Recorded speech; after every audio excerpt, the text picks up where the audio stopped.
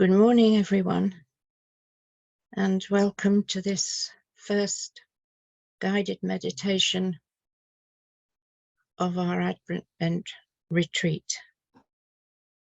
Well, not quite the first.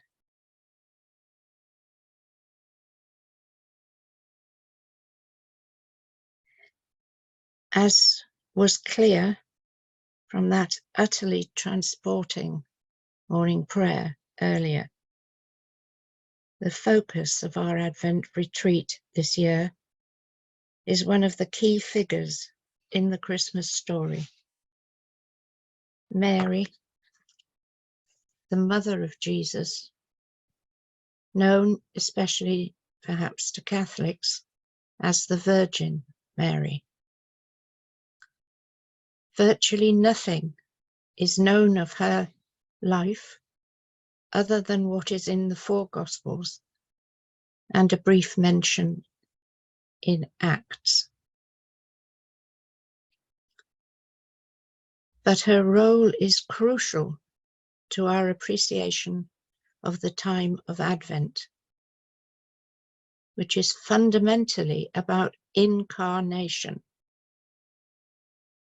about birth into all too human life.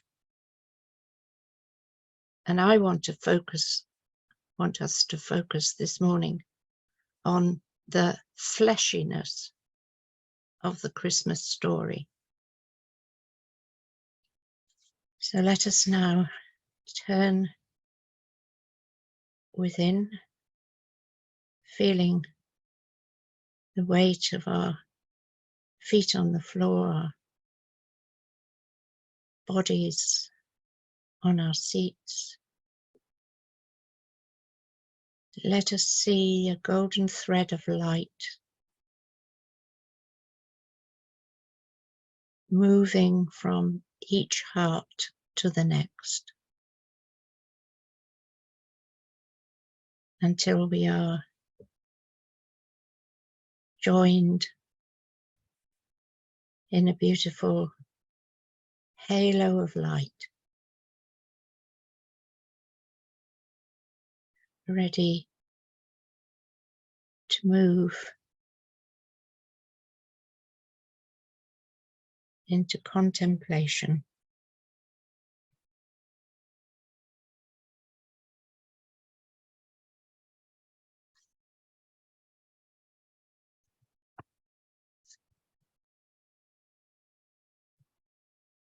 Until relatively recently, perhaps, few people will have been unfamiliar with the biblical narrative, as even if you're not a churchgoer, you will have heard it annually at school and seen endless commercial and other representations of the Nativity at Christmas time. For me, however, the first time I connected emotionally and spiritually to Mary was when I encountered Michelangelo's Pieta in St. Peter's Cathedral. Living sorrow and compassion flooded from it and opened my heart to Christianity in a way no teaching or preaching had done before, and still informs the way I approach her story. On Mary's lap is a dead body, a lump of flesh, a searing reality which every human being encounters in one form or another.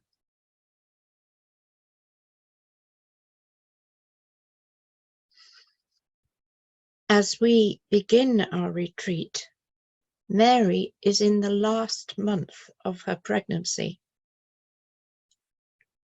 a process of incarnating a new life. A time, I am told, when the weight of the baby can cause discomforts of various kinds, aching muscles and bones, frequent urination, and the mixed blessing of kicks. No doubt there is fear of the pain of birth to come, anxiety that all will be well with the child, doubts about one's capacity for motherhood, but also the joy of anticipation, of meeting this new being. At this time in our retreat, we are beginning the uncomfortable process of self-examination, trying to formulate our intention for the retreat, seeking to turn away from day-to-day difficulties, to face and to shed the ugliest parts of ourselves, resentments, grudges, irritability, to prepare for an infusion of spiritual power and beauty. So let us take a little time in silence now to do that work, to prepare our psyches to receive the gift of the baby.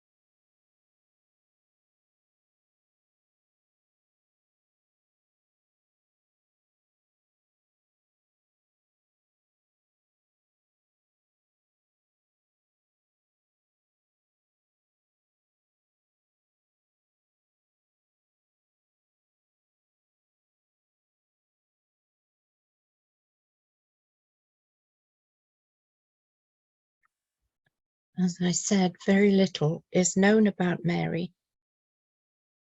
other than what appears in the Gospels, which tell us that her family could claim descent from the line of David. We can assume that she had a Jewish religious upbringing, and we learn from the Apocrypha that her parents were called Anne or Anna and Joachim.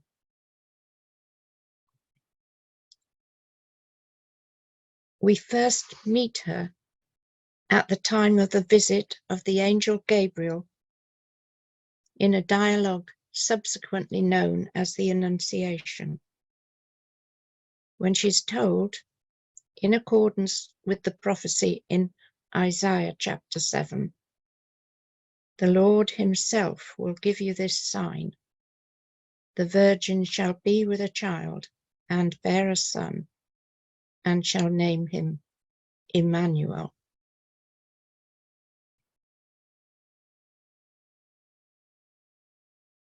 She is told that she has been chosen to carry and give birth to the Son of God. Quite a shock to a Jewish girl of around 12 or 14, probably accustomed to spinning and weaving and baking in her parents' home, and recently betrothed to an older man named Joseph, with whom, in accordance with custom, she will not have had sexual relations. That will come only after marriage. Naturally, a young girl, a human young girl, she's skeptical at first, and no doubt vividly aware of the danger of becoming a social outcast on conceiving out of wedlock. But in the beautiful words of the King James Bible, she yields, saying, "Behold, the handmaid of the Lord. Be it unto me according to thy word."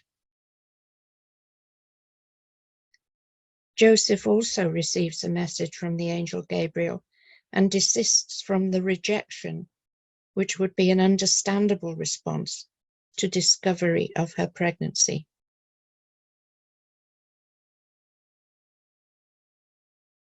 "Behold, the handmaid of the Lord," eschewing incredulity as to her worthiness and fear of such a daunting task, Mary submits to the divine will.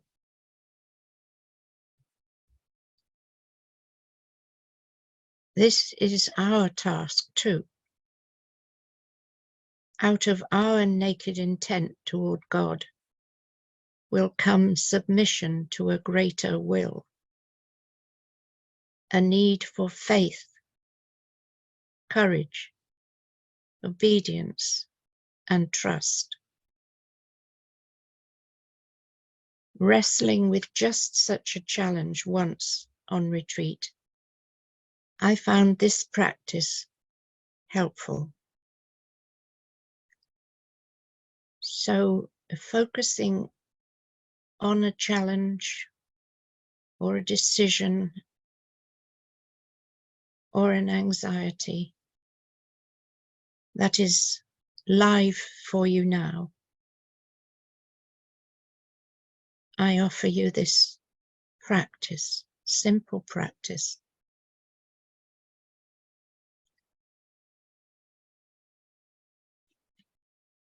As you sit in meditation with your difficulty in mind, drop the upper body to the knees, saying or thinking, "Not my will." Return to the upright, saying or thinking, but thy will be done. Not my will, but thy will be done. A simple bowing practice, submitting like Mary to the will of something or someone beyond, and accepting the outcome of the challenge.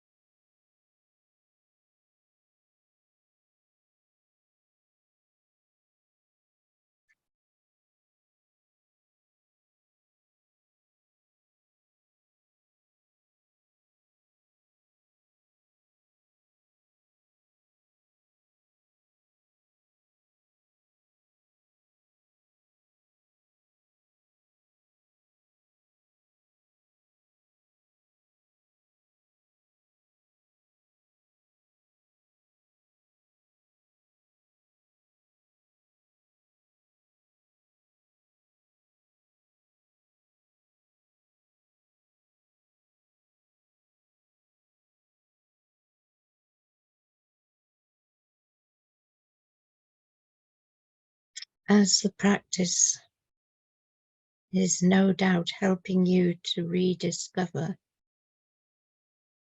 the process of surrendering one's own will, one's self-will, to a greater will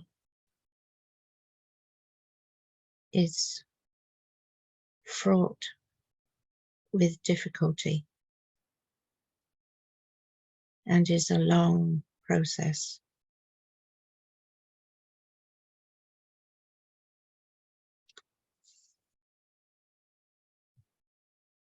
Shortly after the Annunciation, the Bible tells us, Mary pays a visit to her cousin Elizabeth, who is also involved in a miraculous birth.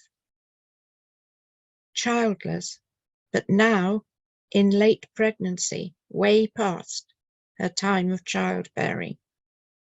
Incubating, we later learn, John the Baptist, who she claims jumped for joy in her womb as Mary approached,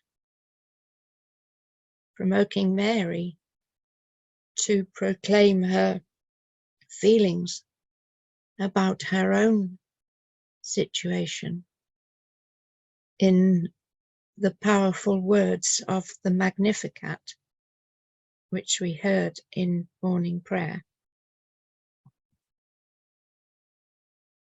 Mary stayed with Elizabeth, we are told, for 3 months. When she arrived, Elizabeth was in the 6th month of her pregnancy.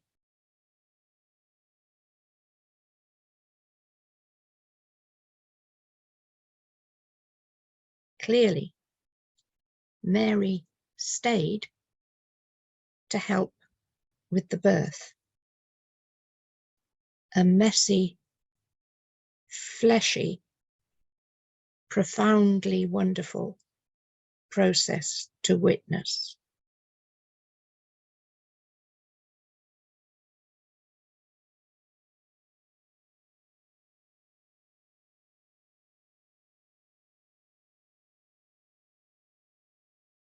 These are realities of women's lives through the centuries.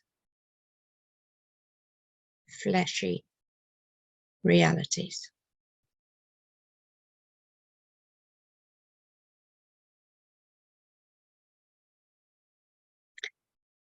We next meet Mary in the Bible on another journey, this time with Joseph, walking to Jerusalem to pay their taxes. The story you all know, Mary almost at term, the place crowded, can't find anywhere to stay. Fetch up in a stable. The baby is born. In a stable, among the smells left behind, if not in the presence of animals.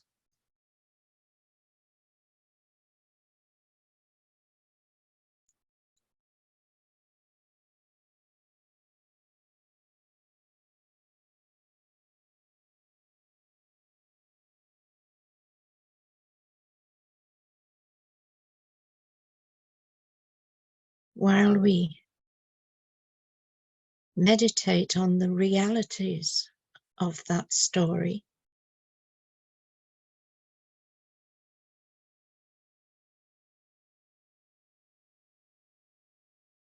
the human circumstances,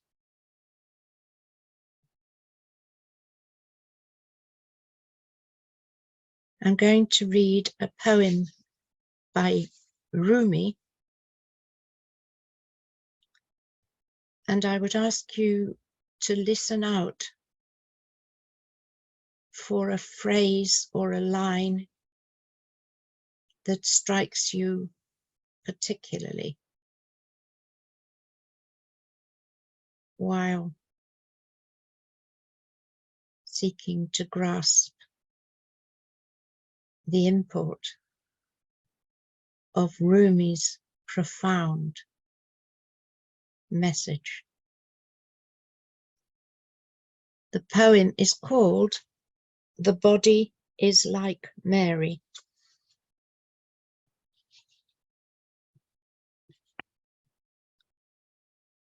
The body is like Mary, and each of us has a Jesus inside, who is not in labour, holy labour. Every creature is.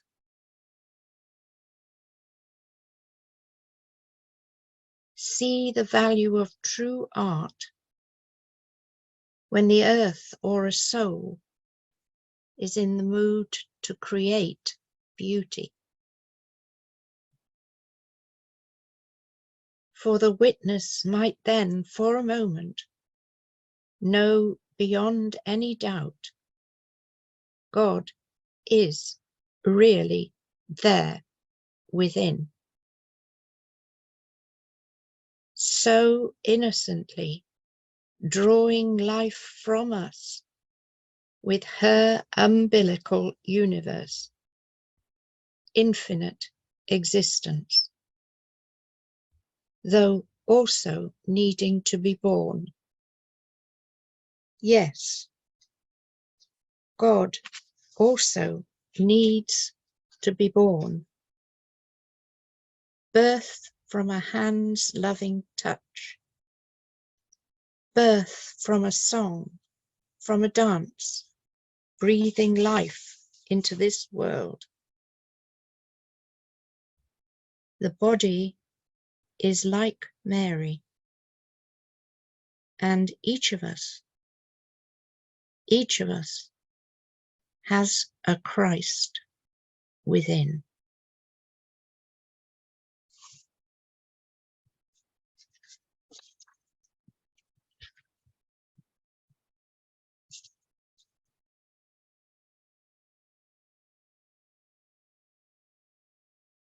I'll read it again, and in the manner of Lectio Divina, listen for a word or a line that speaks in your heart. The body is like Mary. The body is like Mary, and each of us has a Jesus inside, who is not in labour, holy labour. Every creature is.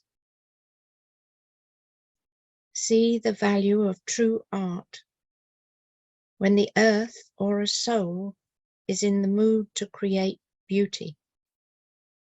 For the witness might then for a moment know beyond any doubt, God is really there within, so innocently drawing life from us with her umbilical universe, infinite existence, though also needing to be born. Yes, God also needs to be born. Birth from a hand's loving touch, birth from a song, from a dance, breathing life into this world. The body is like Mary, and each of us has a Christ within.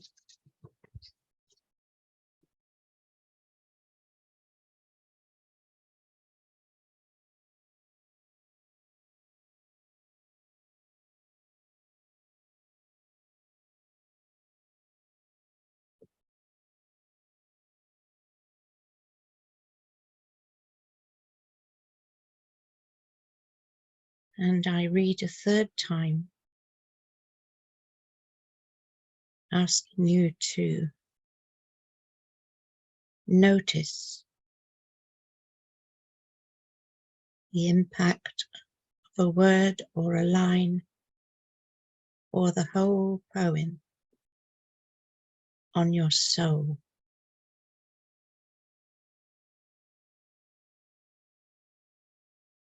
The body is like Mary. The body is like Mary, and each of us has a Jesus inside. Who is not in labour, holy labour? Every creature is. See the value of true art when the earth or a soul is in the mood to create beauty. For the witness might then for a moment know beyond any doubt God is really there within, so innocently drawing life from us with her umbilical universe, infinite existence, though also needing to be born. Yes, God also needs to be born, birth from a hand's loving touch, birth from a song, from a dance, breathing life into the world. The body is like Mary, and each of us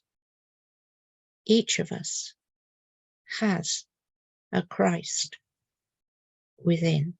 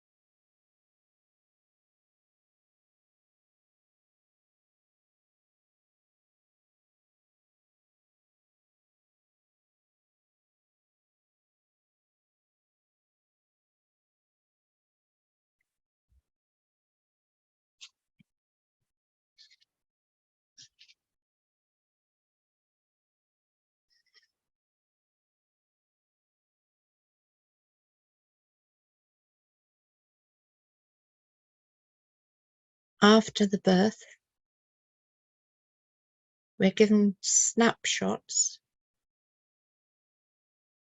of Jesus' life, Mary's, as they follow Jewish customs. We are told she and Joseph take him as a baby to the temple in Jerusalem for circumcision and blessing. Somewhere there's a story about their not being able to afford the customary doves and taking pigeons. This may be apocryphal, but is vividly fleshy. Later, we're told when Jesus is about 12, he's on the way to the temple, furthering his religious education, but Mary and Joseph lose him, and they go searching everywhere, and then are amazed to find him already in the temple, interacting with the priests and seemingly giving as good as he got.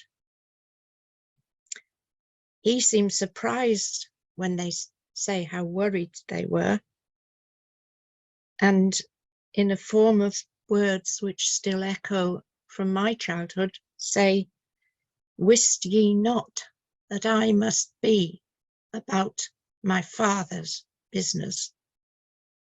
Don't you know I should be getting on with what my real father wants me to do?" Quite the adolescent put down. Mary seems to have learned her lesson well, for the next time we encounter her, she's with Jesus at a wedding in Cana.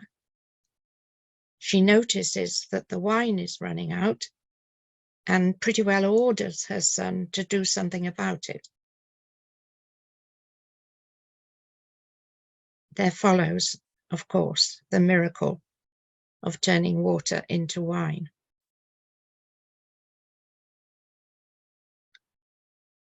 Later, we learn that Mary is present at Jesus' crucifixion.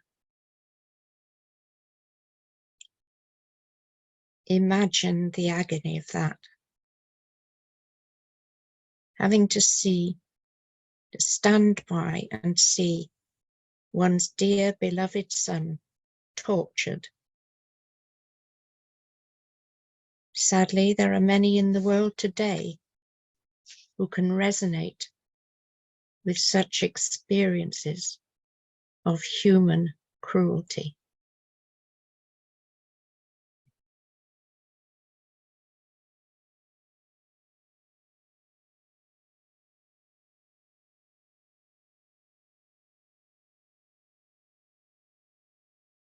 After that, in the biblical account, Mary's story fizzles out. It's disputed whether she was at the tomb with Mary Magdalene, though from what we know of the customs of the time, it is likely she was there. Did she, like Mary Magdalene, see the risen Christ? We don't know. Later, she is mentioned as being in an upper room with the other disciples. But her remaining life and death are the stuff of theological speculation and legend. She died in Ephesus. She died in the south of France. She died in Glastonbury. She died in North Wales. We don't know.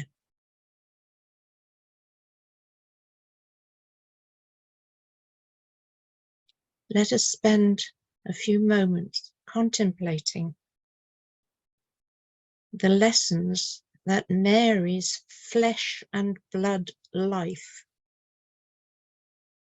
may have for us. Mary, daughter of the sea and rebel, supporting her rebel son, trying to change the world.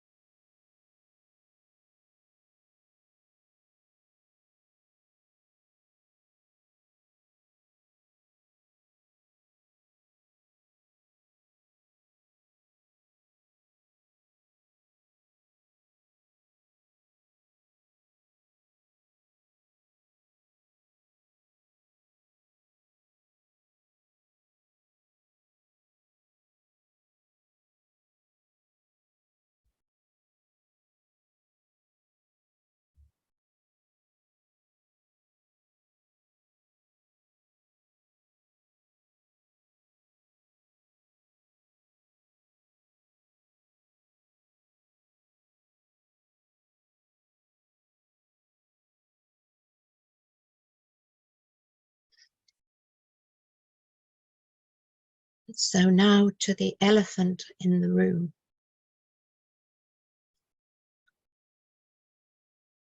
Where in all that story was the Virgin Mary?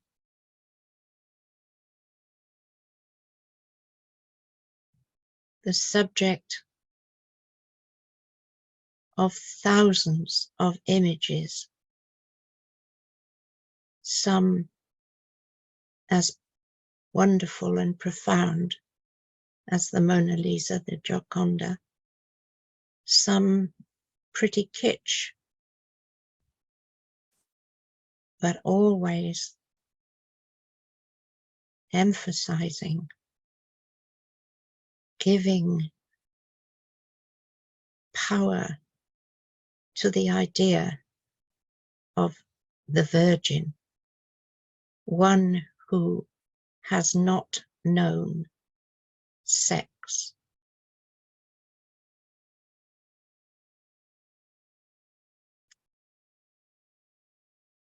And one whose image has been responsible for the cruel treatment of many young women through the ages, and lies behind still many of the hang-ups around the physical processes of giving birth in our own day. In Aramaic, the name for a young girl, the word was Almah, A-L-N-A-H, and it simply meant a young girl. We might say a teenager. It was translated into Greek, as the word Parthenos. And in that translation into Greek, it acquired connotations of virginity, of not knowing sex. Virginem in Latin also just meant a young girl. But by the time that translation was done, the church fathers were into it. And through the centuries, constructed a whole ridiculous story, born of their unconscious fear of sexuality and of women's sexuality in particular. Mary, according to them, not only gave birth as a virgin, but was born of a virgin and lived and died a virgin, despite references in the Bible to Jesus having siblings. In my view, on the contrary, Mary was a strong woman who had a tough life and attained her undoubted qualities of patience, gentleness, compassion, and purity from pondering on her experiences and those of others, and sustaining an open heart. So that, for me, is what her biography in the Bible models for us. A strong woman who from a tough life learned patience, gentleness, compassion, and purity, and sustained an open heart. And to finish, I have two further poems for you. The first is by W.B. Yeats, called The Mother of God. The threefold terror of love, a fallen flare through the hollow of an ear, wings beating about the room, the terror of all terrors, that I bore the heavens in my womb. Had I not found content among the shows every common woman knows, chimney corner, garden walk, or rocky cistern where we tread the clothes,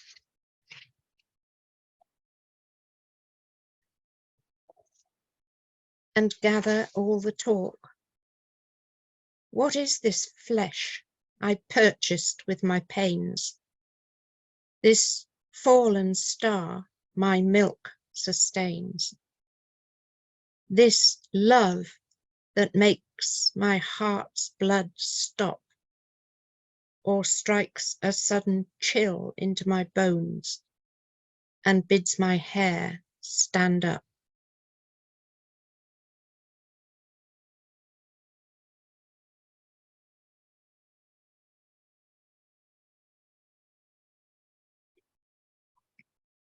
The threefold terror of love, a fallen flare through the hollow of an ear, wings beating about the room, the terror of all terrors that I bore the heavens in my womb. Had I not found content among the shows every common woman knows, chimney corner, garden walk, or rocky cistern, where we tread the close and gather all the talk? What is this flesh I purchased with my pains, this fallen star my milk sustains, this love that makes my heart's blood stop, or strikes a sudden chill into my bones and bids my hair stand up?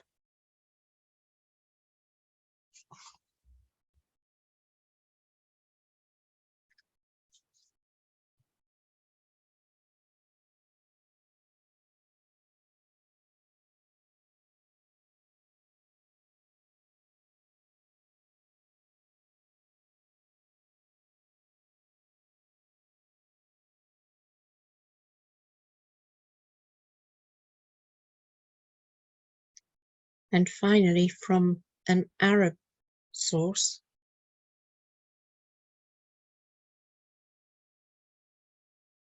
I begin to pray in Arabic and in English. Suddenly, there is a felt presence in the room. Someone standing near the bed behind me.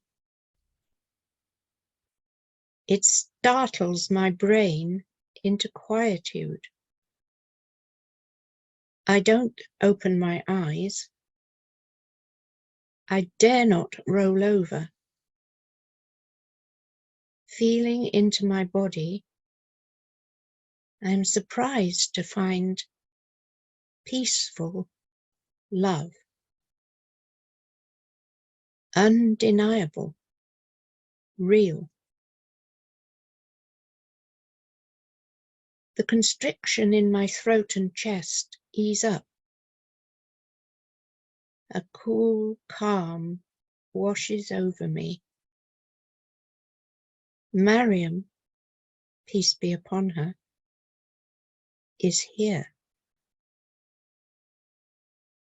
I breathe deeply and relax. Eventually, sleep claims me. In the sunny morning, nothing is different in the room, except me.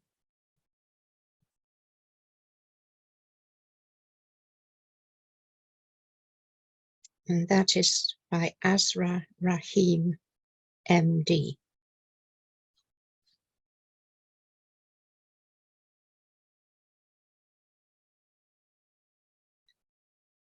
I'm sorry for the interruption of the telephone, but that is real life. Thank you.